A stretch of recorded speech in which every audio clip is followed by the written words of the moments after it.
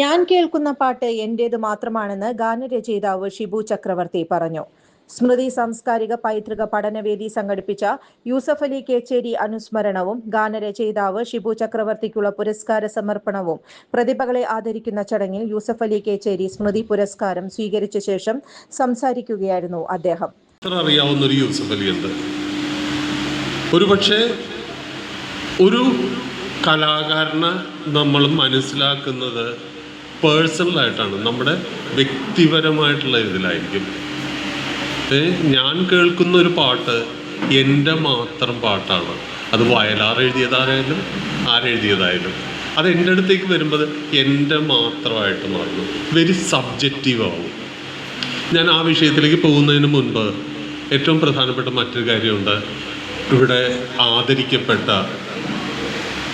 ഗുരുസ്ഥാനത്തുമൊക്കെയുള്ള എല്ലാവരുടെ മുൻപിലും ഞാൻ ശിരസ് നമിക്കുന്നു. കാരണം സിനിമയ്ക്ക് അല്ലെങ്കിൽ എനിക്ക് അവരെക്കാൾ മഹത്തരമായിട്ട് ഒന്നും തന്നെ ഇല്ല. ഒരു ജീവിതം മുഴുവൻ തന്നെ ഈ കലകൾക്ക് വേണ്ടി ഹോമിച്ച ആൾക്കാരായിരിക്കും ഇവരെല്ലാം. അവരുടെ അർപ്പണത്തിൻ്റെയും ജീവിതത്തിൻ്റെ മുൻപിൽ തലകുനിക്കുന്നു ഞാൻ എന്നുള്ള വളരെ ചെറിയ ഒരു സിനിമാക്കാരൻ.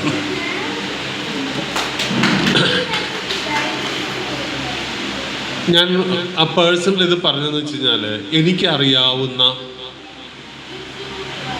യൂസഫ് അലി എന്ന് പറഞ്ഞു കഴിഞ്ഞാൽ 1965 തോന്നുന്നു ഈ പാട്ട് വരുന്നത്. എഴുതിയതാരാണ് സുജാത. അപ്പോൾ വീട്ടിൽ ആദ്യമായിട്ട് ഞങ്ങളുടെ തറവാട്ടിൽ ഏകദേശം 10-65 പേരുണ്ടായിരുന്നു. കാരണം ഒരു വലിയ വീട്, നടുക്കൊരു വലിയ മുറി, അതിന് ചുറ്റും കുറേ മുറികൾ, ഓരോ മുറിയും ഓരോ പ്രൊഡക്ഷൻ ഹൗസാണ്. അവിടെ നിന്ന് ഇങ്ങനെ വർഷം ഇങ്ങനെ പിള്ളേർ പുറത്തേക്ക് വരും. ഞങ്ങളെല്ലാം നടുക്കത്ത് ഇവിടെ ഇങ്ങനെ പായ് വിരിച്ച് കിടക്കേണ്ടാവും. അപ്പോൾ അവിടെ ഒരു റേഡിയോ വന്നൊരു ദിവസം. അപ്പോൾ റേഡിയോ വന്നപ്പോൾ നമ്മൾ കേൾക്കുന്ന പാട്ടെന്ന് പറഞ്ഞു കഴിഞ്ഞാൽ എവിടെയോ ദൂരെയുള്ള വീട്ടിൽ. അപ്പോൾ വീടിൻ്റെ ചുറ്റും സർപ്പക്കാടാണ്. അപ്പോൾ രാത്രിയൊന്നും നമ്മൾ പുറത്തേക്ക് നോക്കില്ല.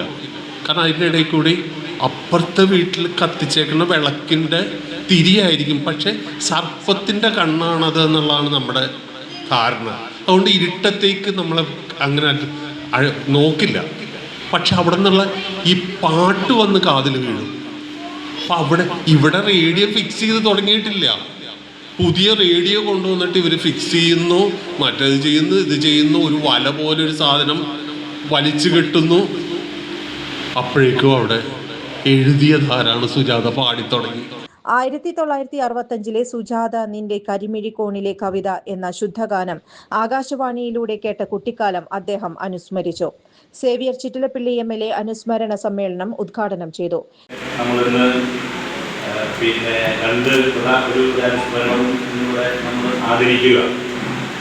ഷിബു ചക്രവർത്തിയെ സംബന്ധിച്ചിടത്തോളം എനിക്കൊരു പരിചയമുള്ളത് നമ്മുടെ അരവിന്ദാക്ഷൻ മേനോൻ പൂരത്തിൻ്റെ ഭാരവാഹിയായിരിക്കുന്ന കാലത്ത് അന്ന് വളരെ പ്രശസ്തനായി, ഇന്ന് പ്രശസ്തി ഇല്ലാന്നുള്ള അർത്ഥത്തിലല്ല, നമ്മുടെയൊക്കെ തന്നെ നാവിൻ തുമ്പിൽ പ്രത്യേകിച്ച് പ്രണയത്തിലുള്ളവർ നന്നായി ആസ്വദിച്ച് പാടുന്ന പാട്ടുകളുടെ ചക്രവർത്തി എന്ന നിലയ്ക്ക് ഇതിയൊക്കെ ഒന്നുണ്ട് നമുക്കിങ്ങനെ കേൾക്കാം. ഞാൻ വളരെ ചെറുപ്പത്തിലാണ്.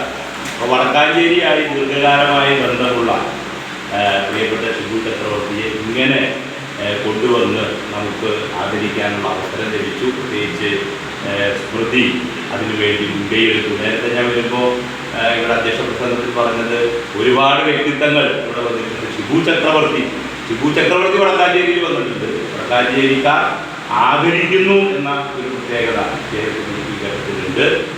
എല്ലാ അർത്ഥത്തിലും അഭിനന്ദനങ്ങൾ എന്ന് മാത്രമാണ് എനിക്ക് ആ കാര്യത്തിൽ പറയാനുള്ളത്. വടക്കാഞ്ചേരിയെ സംബന്ധിച്ചാകുമ്പോൾ നമുക്കറിയാം ഭരതനും ഒടുവിലുണ്ണിക്കൃഷ്ണനും കലാമണ്ഡലം ഹൈദരാലിയും അബൂബക്കറുകയും ഒക്കെ ഉൾക്കൊള്ളുന്ന, ഞാൻ എല്ലാവരുടെയും പേര് പറയുകയല്ല. അപ്പം ആ നിലയിലുള്ള ഒരു സാംസ്കാരിക പൈതൃകം വ്യത്യസ്ത അളവിലുള്ള വടക്കാഞ്ചേരിയുടെ അംഗീകാരം എന്ന് പറയുന്നത് വളരെ പ്രാധാന്യമുള്ളതാണ്.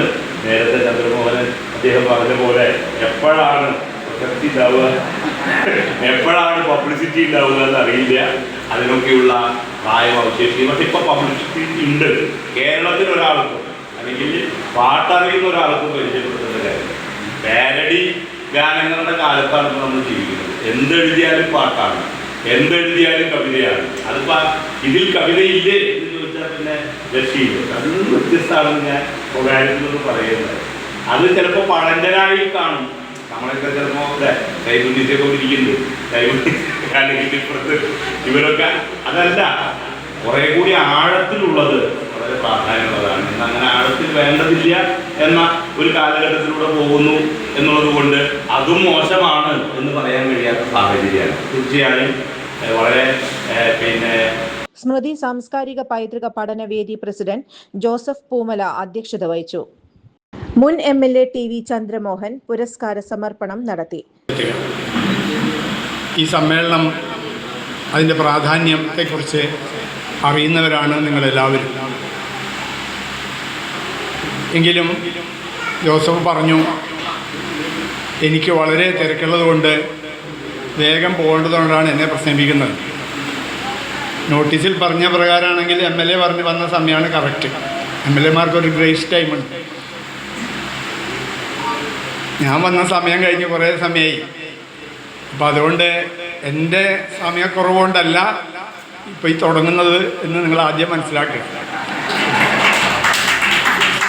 ഇത്തരം സമ്മേളനങ്ങളിൽ പുതുതായി വരുന്ന കലാകാരന്മാർ അവരുടേതായ ഒരു പ്രാതിനിധ്യം കാണിക്കുന്നതിന് വേണ്ടി എപ്പോഴും ശ്രമിക്കും. അതിവിടെ മാത്രമല്ല, എല്ലാ സ്ഥലത്തും. വടക്കാഞ്ചേരി നഗരസഭാ ചെയർപേഴ്സൺ മിനി അരവിന്ദൻ മുഖ്യാതിഥിയായിരുന്നു.